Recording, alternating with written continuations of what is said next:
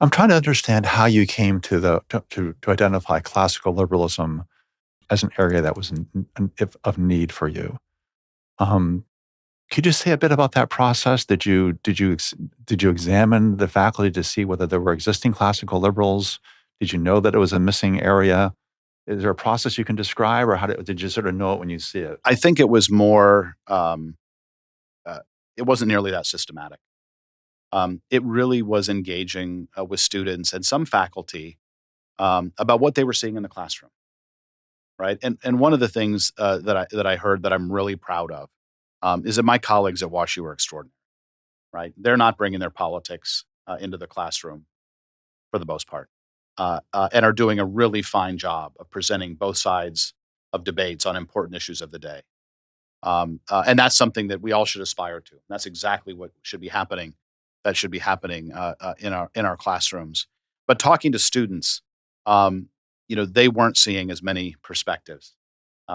Particularly at this moment, where students, particularly students who are economically conservative or socially conservative, or are or deeply faithful, have a really hard time being their true selves in front of their Right, colleagues. right. And so, this isn't a program. This isn't affirmative action for conservatives, right? What this program is to bring more people to campus who are writing and teaching on important issues that are going to make the intellectual discourse at the university even richer, which will help benefit our students, and I think uh, help benefit the quality of the scholarly interactions happening. Did you consider? I'm just fascinated how you settled on classical liberalism, which is a framework that I'm very sympathetic to and think very highly of.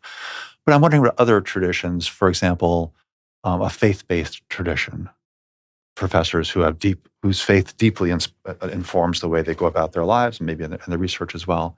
Or, for example, a person who is, let's say, culturally conservative, Hmm? or someone who is, MAGA aligned, America first, in those ways.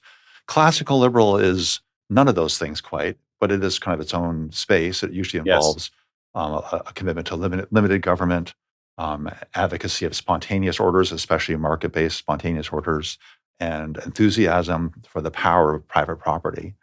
That's a simplified version of classical liberalism. right, Individual liberty obviously is central to that as well, right. ordered liberty, as you would say. Um, I'm just curious. So, did you consider other dimensions of difference that are missing? And for example, a cultural conservative view, or a America first view, American exceptionalist view, um, anything, or just a person of faith, So at this moment, I'm or is not. that, or is that coming down the pipe in the next 3 years? I don't know what's coming. I don't know what's coming in the next 3 years. I don't know what's coming in the next 3 months, to be honest. Um, no, I mean, in this moment, this just sort of jumped off the page as the right place to put our chips. I'll tell you, we made a very similar investment back in 2020. After George Floyd, we were, as a community, sort of grappling with the events that took place, particularly our students, but also our faculty. And we made a decision to do a significant cluster hire to hire more people in the discipline studying race. Interesting. Right? We thought that was also a very important time and moment to make an investment to bring intellectual capital to an important issue of the day.